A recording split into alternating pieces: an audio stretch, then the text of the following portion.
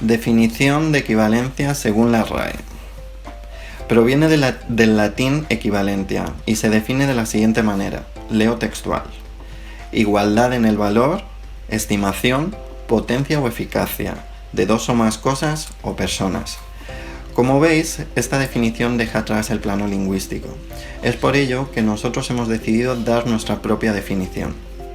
La definición es la siguiente. Igualdad en el valor contenido en diferentes formas, enunciados y mediante diferentes formas.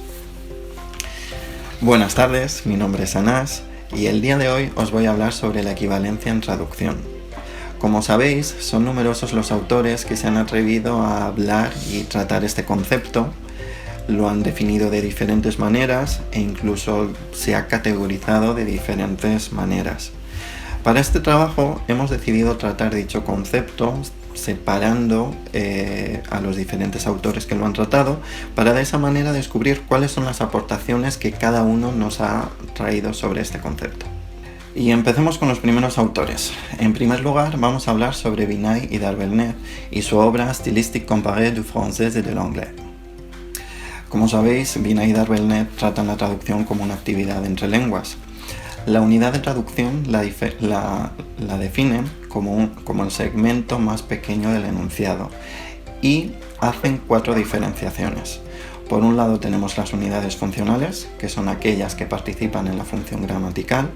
Tenemos las unidades semánticas, que son las que tratan la unidad de sentido.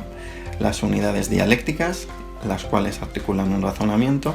Y por último, las unidades prosódicas, que son las que tratan la entonación. Las correspondencias de unidad de traducción y las palabras de un texto tienen 3 partes. Por un lado tenemos las unidades simples, que son las que tratan una sola palabra, las unidades diluidas, que tratan varias palabras que forman una unidad léxica, y por último las unidades fraccionarias, que son las que tratan una parte de la palabra. La clasificación según elementos que se presentan en la unidad es la siguiente. Tenemos por un lado los grupos unificados, que son aquellos que tratan unidades reducidas en una sola palabra, o los agrupamientos por afinidad, que son 3. Locuciones de intensidad, locuciones verbales y locuciones adjetivales y adverbiales. Son 3 los planos que toman sobre la traducción. Por un lado tenemos el plano léxico, le lexique, el plano morfosintáctico, l'agencement, y por último el plano pragmático o del mensaje, le message. Los tipos de traducción que nos definen, que nos ofrecen, son la traducción directa y la traducción oblicua. Por un lado, la traducción directa lo que trata son, digamos, pues, categorías paralelas. Son 3. Por un lado tenemos los préstamos lingüísticos, son pues términos que cogemos de otros idiomas y los mantenemos tal cual en su forma original. Ejemplo de ellos son términos como whisky, tango, yoga o aeróbic. Tenemos por otro lado el calco, que son términos que también tomamos de otros idiomas, pero sin embargo los adaptamos o los traducimos a nuestra lengua meta. Un ejemplo de ello es balonmano, por ejemplo, que viene del alemán Handball. Y por último tenemos la traducción literal, que es palabra por palabra la traducción. Un ejemplo es yo estoy viendo la tele, que en inglés diríamos I am watching the TV, y traducimos pues palabra por palabra. Por otro lado, como os había dicho, tenemos también la traducción oblicua, que la traducción oblicua lo que se encarga de hacer es de llenar por medios equivalentes las lagunas que se nos van quedando allí. El primero de los ejemplos que vamos a ver es transposición. Como veis, el ejemplo que os hemos puesto es eat quickly, que lo hemos traducido como es rápido para comer. No es una traducción literal, sino que buscando el mismo sentido nos ofrece un esquema un poco diferente. La segunda opción es la modulación, en el que varía el mensaje, y el ejemplo que tenemos es tal vez tengas razón, que lo hemos traducido como tu n'as peut-être pas tort. Otro de los conceptos es la equivalencia, que lo que trata son expresiones idiomáticas, proverbios, interjecciones y demás expresiones. Estas expresiones no se dan tal cual de un idioma a otro, pero significan lo mismo. Un ejemplo que hemos encontrado es buscar tres pies al gato, que en francés se traduce por chercher midi à 14 heures, que como veis no tiene nada que ver. Y por último tenemos la adaptación, y el ejemplo que tenemos para la adaptación es el siguiente: jugar al béisbol, que en Estados Unidos es el deporte nacional, digamos, y en España, sin embargo, es el fútbol. Adaptamos la cultura de origen a la cultura meta. El siguiente autor es Roman Jakobson, el autor de la obra On Linguistic Aspects of Translation y el responsable de la teoría de la lingüística. Divide la traducción en tres partes. La traducción puede ser intralingüística, que es la traducción que se da dentro de una misma lengua. Tenemos la traducción interlingüística, que es aquella que se da entre dos lenguas. Y por último, la traducción intersemiótica, que es la interpretación de signos verbales mediante los signos de un sistema no verbal. Y vamos a ver ahora lo que es la traducción interlingüística, que es la traducción propiamente dicha, es la que nos interesa y es la que estamos estudiando. En esta traducción, el traductor emplearía sinónimos para conseguir que el mensaje llegue al receptor. No podríamos decir que hay una equivalencia entre ambos textos. Las palabras empleadas no serían las mismas. Las lenguas, además, como sabéis, difieren en mayor o menor medida, y el traductor necesitará ampliar en muchas ocasiones su terminología.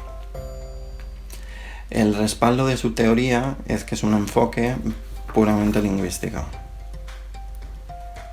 Vamos a hablar ahora sobre John Catford, autor de A Linguistic Theory of Translation.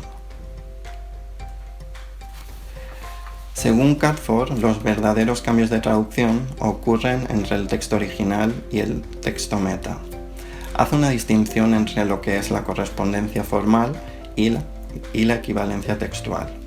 La correspondencia formal es la comparación y descripción del sistema de lenguaje, mientras que la equivalencia textual es el equivalente a un texto original o a una parte de este. El lenguaje se compone de dos partes. Por un lado tenemos la lengua, que es la que refiere al sistema lingüístico, y por otro lado tenemos el habla, que es todo lo que se dice o entiende el hablante cuando usa el lenguaje.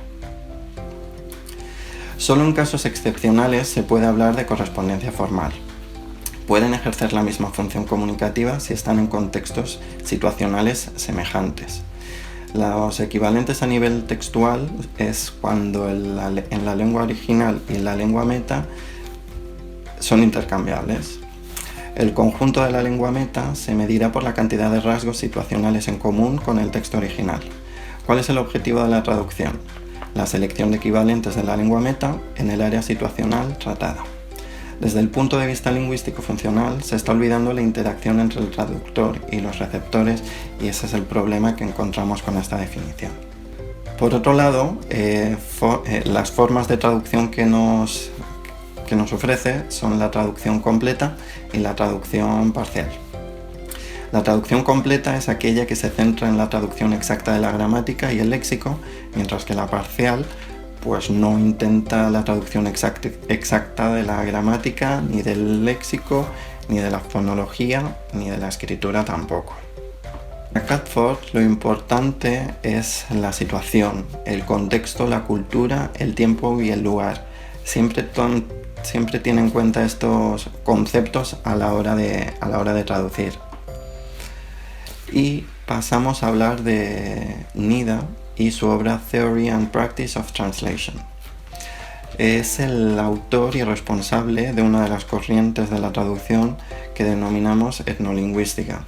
La etnolingüística trata la equivalencia entendida no solo como algo lingüístico, sino también como algo cultural. Los puntos que destacamos son las circunstancias por un lado. El mismo mensaje formal puede variar dependiendo de la situación en la que se ha emitido, es decir, que dos mensajes formalmente diferentes pueden significar lo mismo.